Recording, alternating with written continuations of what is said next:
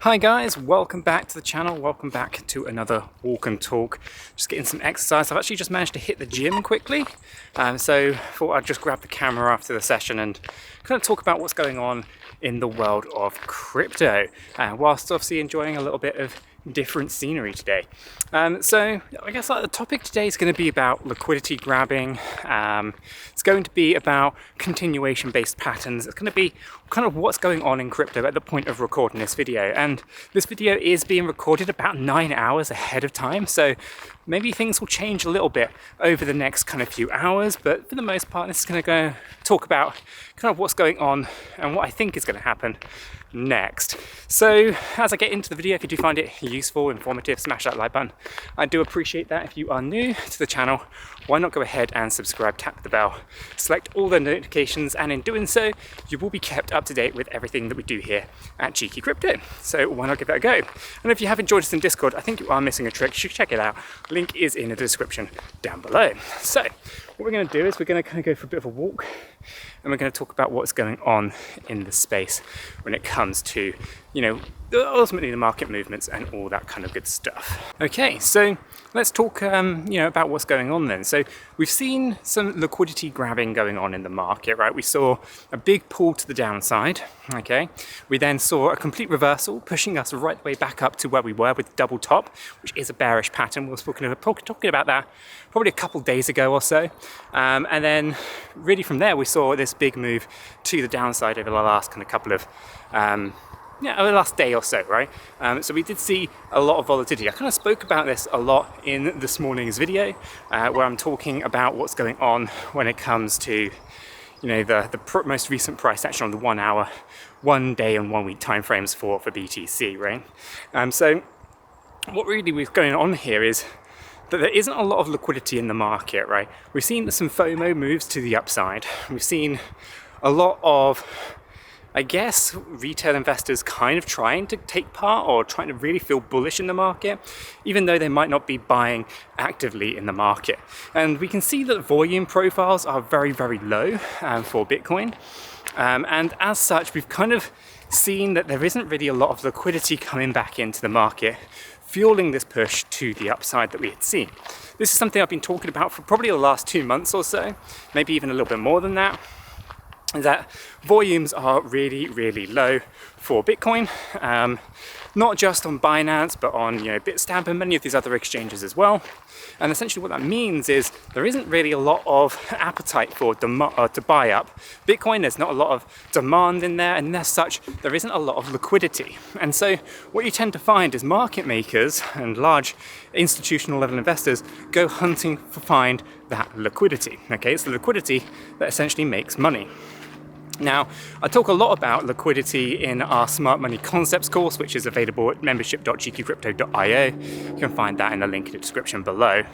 And the liquidity aspects of the market are very, very important, because you need to understand that a highly liquid market makes it easy to transact. It basically means you can sell and you can buy without affecting the price movements of Bitcoin, for example. And well, we're not really seeing a highly liquid market right now. It's actually a liquidity, I guess, how do I articulate it? There's just a lack of liquidity, right? And this is pretty much what the Fed are trying to create by their interest rate hikes, make things and make the cost of living and just make purchases more expensive. And in doing so, what they do is they suck liquidity out of the market. Okay, so liquidity is thin. There is very, very little liquidity when it comes to Bitcoin. And so what you find is these big volatile movements are large institutional level investors or market makers essentially looking and seeking for that liquidity. And what they want to do is they want to basically offload their assets, or they want to buy assets, and they need liquidity to be able to do so.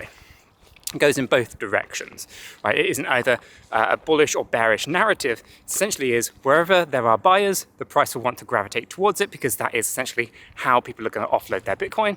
And likewise, if there are a pocket of selling, that's where the price is going to go and gravitate towards in order for larger investors to offset or to offload their assets, right? And so what we've seen is we've seen a lot of liquidity grabbing going on. with these continuation-based patterns within the market. Now, I'm still confident that Bitcoin is going to have another push upwards. I don't think we're done with this move up just yet. I still see the need for a $40,000 Bitcoin before we have a bigger, larger corrective move, which I have been talking about, you know, the idea of maybe moving Bitcoin's price down towards 30, 31K, good support to be found there. Lose that, we're talking $24,000, $25,000.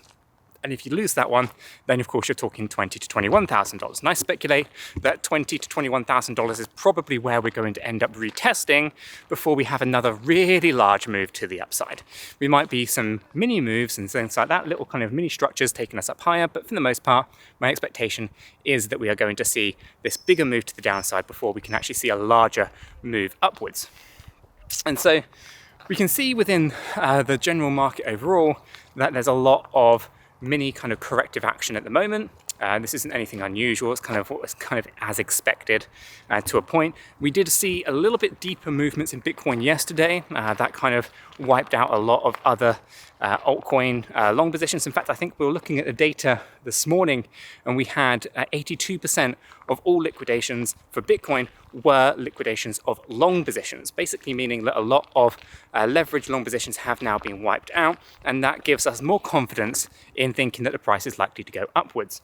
Okay, because essentially what tends to happen when the liquidity hunting is going on is they wipe out the positions, in this case long positions, by pushing the price down, and then they take the price upwards to liquidate all the people who are building up their short positions. Essentially, they're just grabbing liquidity out of the market because it's the only liquidity available to them at the moment.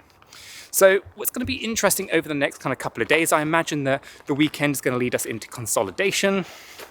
I don't think we're going to see terribly too much in the way of price action over the weekend unless retail investors all of a sudden have a huge demand for Bitcoin and for altcoins, which I don't think is going to happen.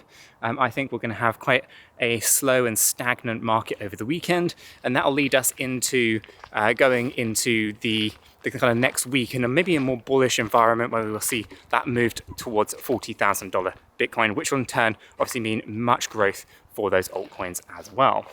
So yeah, I guess my expectations really are that everything is kind of moving along as we've been kind of trying to talk about and trying to articulate for the last couple of weeks into months or so. And yeah, it's kind of business as usual, really. This isn't anything unusual. I don't think there's enough demand in the market right now to see us kind of carry on in a really bullish way for Bitcoin and for the altcoins. We are kind of reaching end of structural moves for Elliott wave theory across many of these different altcoins and Bitcoin included. And smart money concepts is also starting to kind of waver out of those bullish structures as well, starting to kind of indicate that maybe things are not exactly as they seem. And so I think we're going to see a bit of a sell-off towards the end of the year. Many of the institutional investors and large corporations will be looking to balance their sheets before the end of the year. Maybe we'll see a little bit of a resurgence in January 2024, but for now, I think ultimately we should just expect some volatility, which is a great opportunity for trading if you're on the right side of it. Just make sure that you are aware of all the risks that are involved in trading if that is what you want to be doing.